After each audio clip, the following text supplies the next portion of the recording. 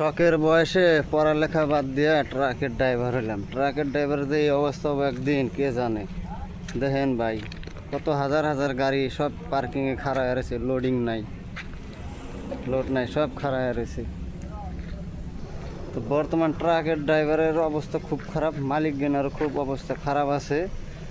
তো যারা যারা ভাবতেছেন যে ট্রাকের ড্রাইভার খুব টাকা পয়সা কামাই করে, বা যারা নিজস্ব ট্রাক কিনবেন তারা ভাবতেছেন যে ট্রাক কিনা হয়তো বড় লোক হমু, এ স্বপ্ন দেখেন না। বর্তমান খুব অবস্থা খারাপ আছে, কারণ মালিকরা এখন কিস্তি দেওয়া পারতেছে না। কিস্তি কই থেকে দিব? গাড়ি টিপ পুলিশের কিস্তি দিব, টিপ না হলে তো কিস্তি দেওয়া পারবো না।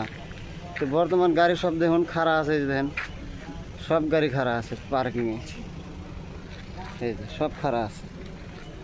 তো বর্তমান অবস্থা খুবই খারাপ আছে গাড়ির মার্কেট। যারা যারা ভাবতেছেন ট্রাক গাড়ি কিনবেন তারা এখন ভাইবা চিন্তা কিনেন।